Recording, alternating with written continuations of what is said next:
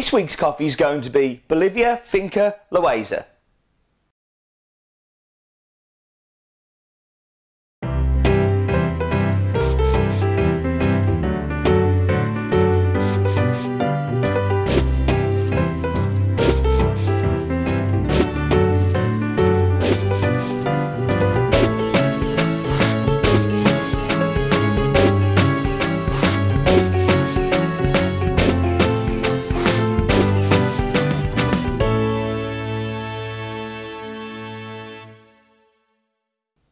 So hello everybody and welcome to In My Mug episode 176. I'm your host Stephen Layton, and as I said at the start, this week we're going to be talking about Bolivia, Finca, Loayza. Get it out eventually once I've fixed my teeth. So I want to dive straight into this one. I want this to be short, snappy, quick, boom, boom, in, out. So this is another one of our direct trade coffees, and another one of the killer coffees from our Bolivians that we've brought in this year. We are nearly through them all. I know there's been a lot of Bolivians this year, but it is the time of year for great Bolivian and great Colombian coffees, and I want to share them with you while they're new and here and at their freshest. We've got Costa Ricans, El Salvadors, Nicaraguas all coming up in the next couple of weeks, so there is going to be some change. Finish off these and we've got new things on the horizon. But anyway, back to the Loayza. This is the second year of buying this world exclusive, and we buy every bean from this farm. It's owned by a guy called Felicio Ramos, who is 44 years old, originally from the capital city of La Paz. And his father decided to move out of the city and to grow potato and barley. And Felicio moved with his father and helped him in the production and the harvest. But then in 2002, he decided that he wanted to move to Caranavi, which is located on the Andes Valley area, and now own his own farm. Initially, Felicio didn't own his farm, he rented it, and that was for a couple of years where he learnt about coffee. And also saved for his farm.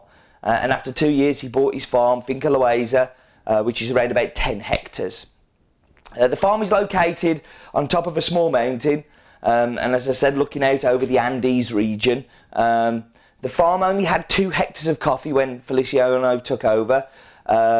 And to raise this, he planted new stock, selecting different varietals, looking at the terrain, but also talking to an agronomist about it too, and see what would be best for the area.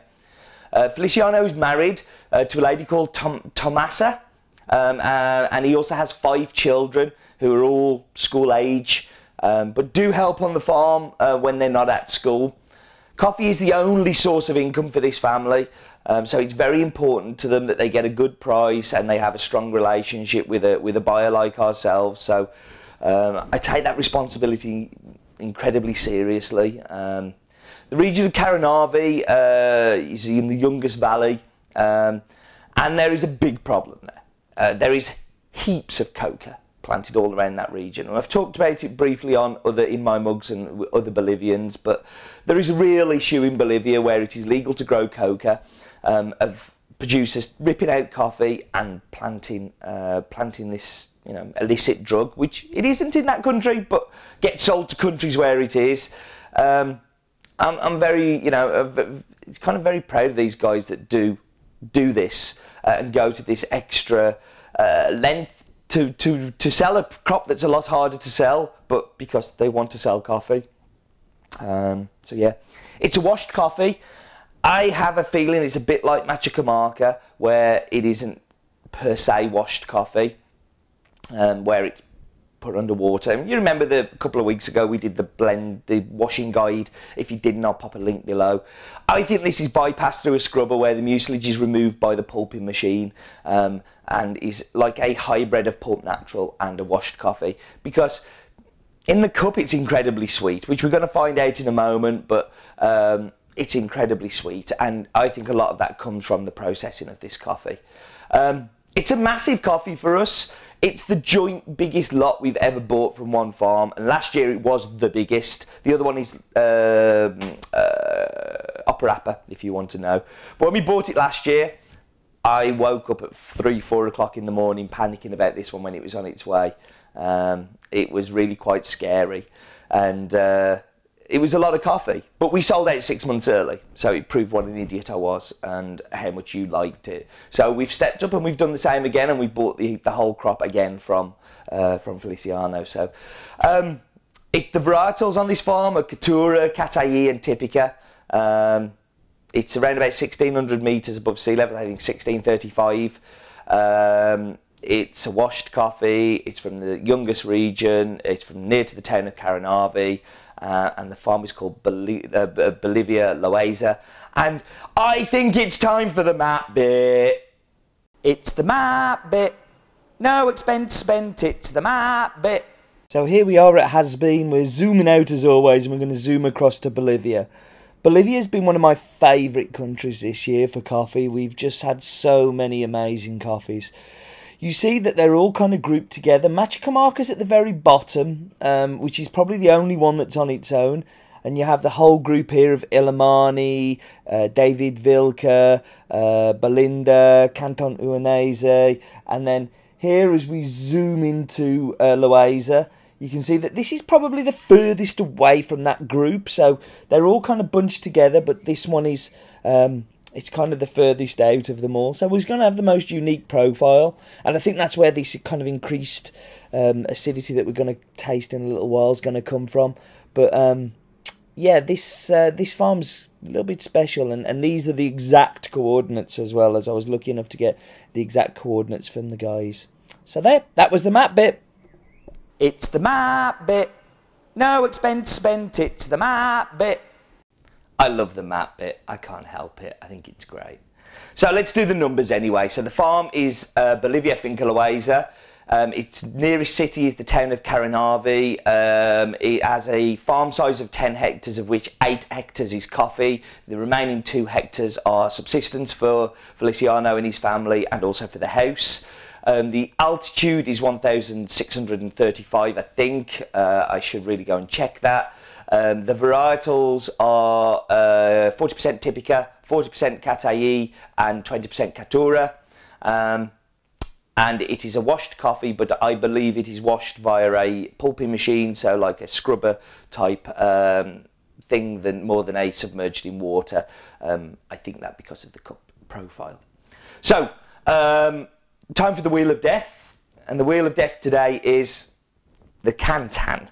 Now, the Cantan, I know I've used it before, and the boys who do all of our lovely graphics for us have promised to do me some more, so they'll be coming up soon. But the Cantan I wanted to do today because I like the Cantan. I think it's a really great disposable method to brew coffee in. It's very easy, very clean, and I know on my trip to El Salvador and Nicaragua this year, it got me out of many a mess. So I'm a big fan of the Cantans, and if you haven't tried one, you really should. They're so cheap. So, I'm going to whap you on pause. I'm going to go and make tasty, delicious, lovely coffee, and I will be back with you in just a moment. Okay, so I'm back. I'm going to dive straight into the espresso.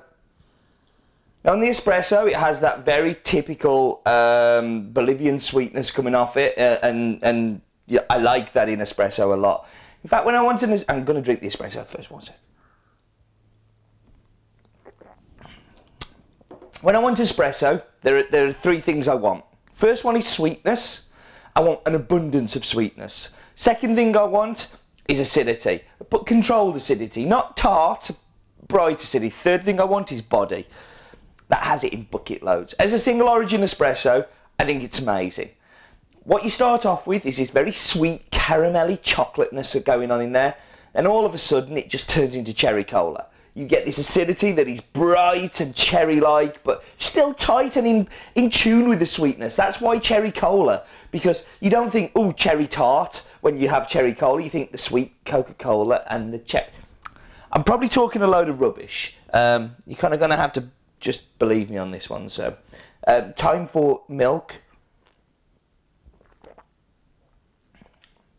See, I like that in milk, but what I've gone for is a double. My espresso machine is currently being pinched by Tapped and Packed in London. They're borrowing it for a little while we're waiting for a new machine for them. And I've lost my Aurelia, so I've had to brew on the Slayer, which only Dale, in his infinite wisdom, decided we were going to have double baskets and no spouts. So I've been drinking a lot of double espresso recently. But the double in there really works because it cuts through with the milk. I can imagine with a single it might get a little bit lost. So time for the Kantan.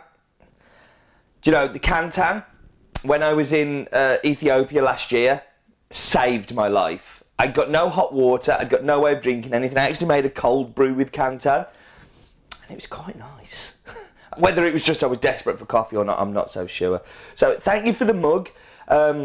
This is from Karish. I'm terrible with remembering names, but I will put it on the screen. This was from when Greg, I call him Greg again. Gary Dyke, who is a regular contributor to comments on In My Mug, and he's a great friend and supporter of what we do here. He won the golden ticket that we did in episode 150, where you got the taster sample, and if you got the gold ticket, you could come and do a cup in here. And this was from one of Gary's friends when they came, because he brought a couple of friends with him as well. And thank you very much for the mug; it is much appreciated. So, okay, it's delicious. It's like the espresso, but even more cherry and even more cola.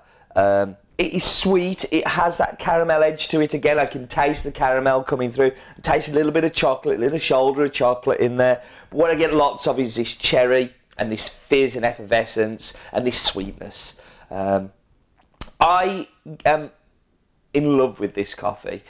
I hold it in the regard I hold Matcha Kamaka. I'm hoping that this summer I can go out and spend a few days there. I really would like to meet Feliciano and his family. It's a special coffee.